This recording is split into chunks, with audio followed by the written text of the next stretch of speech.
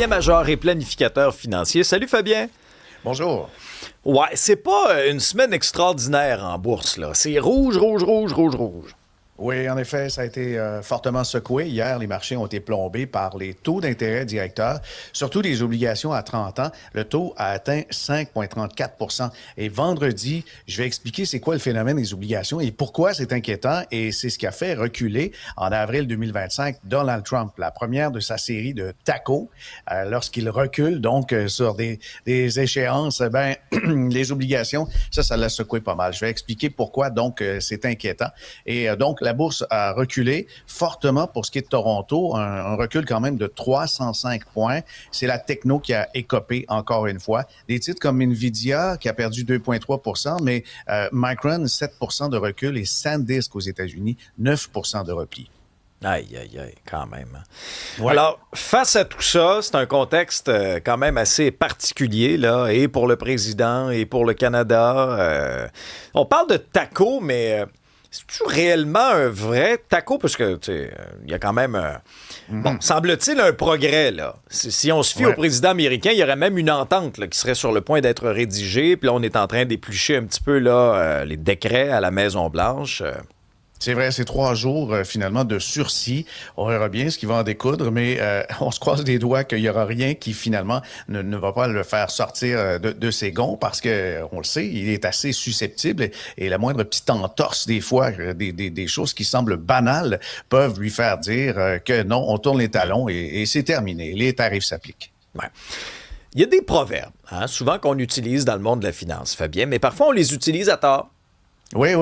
J'entends souvent, justement, hier, c'est pour ça que j'en parle aujourd'hui, quand la bourse s'est mise à redescendre, on a dit, ben oui, c'est bien normal, tout ce qui monte redescend.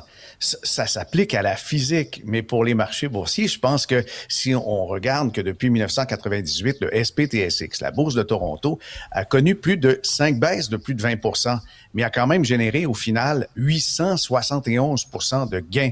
Alors, si on complète le proverbe, il faudrait dire tout ce qui monte redescend avant de remonter encore plus haut. Parce que c'est étroitement relié au phénomène de l'inflation. Toutes les entreprises veulent avoir la progression et l'innovation permet d'avoir des progrès. L'inflation s'en mêle, ce qui fait que les entreprises veulent faire des gains, idéalement plus de 10 Alors, les marchés montent, mais des fois, il y a des secousses vers le bas. C'est très vrai, ça. Et puis, un autre proverbe qu'on entend souvent, c'est « il faut pas mettre tous ses œufs dans le même panier ». Mais attention, on a des fois des phénomènes de diversification excessive, des gens qui prennent des FNB, des fonds, et tout ça vise exactement les mêmes cibles, les mêmes marchés. On se retrouve avec des portefeuilles qui sont comme paralysés parce que trop de rendement, pas trop de rendement, mais trop de diversification, ça fait qu'on finit par perdre ses œufs et les oublier. Mais donc, c'est un phénomène qu'on observe très souvent, je trouve, chez les Québécois, la surdiversification. Mais ça, c'est intéressant ce que tu dis. Je fais une petite parenthèse, Fabien, là-dessus, parce que souvent, on pense, exemple, en investissant dans un fonds négocié en bourse. Alors, supposons qu'on achète le marché américain. Bon. Oui. Après ça, là, on achète un autre fonds négocié en bourse qui est le marché global, le marché mondial. Après ça, on achète, je sais pas, un fonds négocié en bourse spécialisé qui reproduit le Nasdaq, donc très techno. Mais dans les 3 FNB que je viens de te donner, Fabien, là, là, on se dédouble, là, puis on est même des fois en triple sur certains titres. Alors, c'est ça qui vient nous nuire, là, si je te comprends bien. Exactement. Le top 10 des actions américaines se retrouve dans le MSCI, dans le Nasdaq, puis dans le SP500. Alors, ce qu'on a fait, c'est qu'on a peut-être multiplié des erreurs, multiplié des chances de gain, mais lorsque ça corrige, évidemment, on n'a pas un effet compensatoire pour ce qui est perdu. Puis la diversification, ça cherche à avoir des éléments dans le portefeuille qui ne sont pas corrélés ou moins corrélés, comme les obligations, par exemple, ou encore des fois les marchés émergents, ou ça peut être les infrastructures. Et t'en avais une petite dernière? Oui, le petit train va loin. Ça, on entend ça pour vanter les mérites des CPG. Le petit train va loin en disant non, moi, j'investis pas dans les marchés parce que le CPG, le compte d'épargne, ça me rassure, puis c'est risqué, la bourse. Mais la vraie mesure du risque, c'est le pouvoir d'achat. Puis si l'inflation est de 3 et puis on fait même pas ça, on fait 2 avant impôt, c'est sûr que le petit train va loin, mais peut faire dérailler nos plans de retraite. Les gestionnaires, les professionnels sont très optimistes. Oui, en effet, parce que ça tranche avec la journée d'hier qui a été difficile sur les marchés. C'est un sondage qui a été fait à grandeur des États-Unis de Global Fund Manager de Bank of America, 180 gestionnaires, plus de 500 milliards d'actifs. Eux, ils montrent un niveau d'optimisme très élevé dans le marché parce que les profits sont là. Il y a un nombre record. 56% des gestionnaires n'anticipent aucun ralentissement économique et les attentes de croissance des bénéfices à 2 chiffres sont au plus haut et on n'avait pas vu ça quand même depuis 5 ans. Puis on privilégie les actions américaines, les marchés émergents et la techno. Et quand on entend parler de ce genre de momentum chez les gestionnaires. On sait qu'il y aura peut-être une poussée de croissance qui va continuer. On espère au moins 1 an encore pour ceux qui entrent dans le marché. Bon, quand même.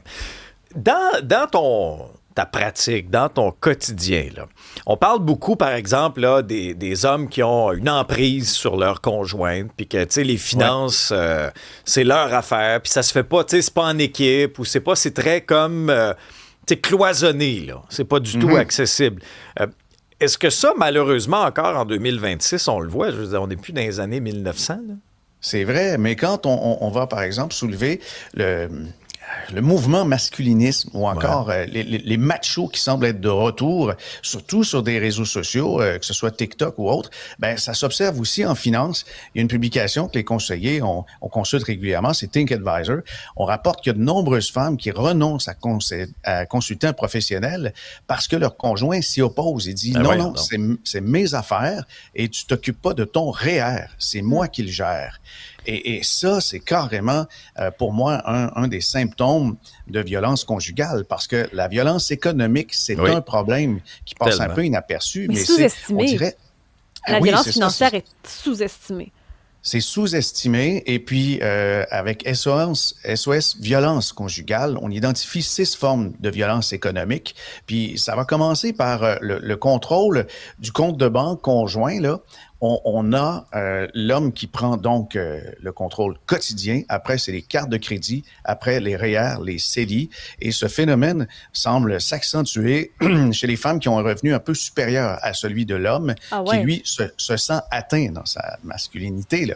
Et non, c'est vraiment pas drôle. Et je pense qu'il faut être ouvert à ça et en discuter. Si vous l'observez dans votre famille, sachez que des fois, ça déraille. Et puis, petit élément en terminant, une histoire vraie racontée par Option Consommateur. C'est relayé par la Gazette des Femmes. Suzanne, elle réussit bien professionnellement, mais elle doit demander la permission de son mari pour la moindre dépense personnelle. Elle ignore même qu'est-ce que le couple possède. Alors ça, évidemment, c'est une forme d'emprise et ça l'a empêché pendant des années, Suzanne, de quitter son mari. Puis évidemment, lui, il a fermé tous les comptes quand elle l'a quitté. Puis là, c'est la pauvreté familiale. Mais c'est un phénomène qui n'est pas banal et qui est plus répandu qu'on le pense. C'est qu'on voit que toutes les formes de contrôle m'ont donné s'immiscent dans la relation. C'est... En effet, en effet. Merci Fabien, faut être aux aguets de ça. Salut! Merci, bonne journée.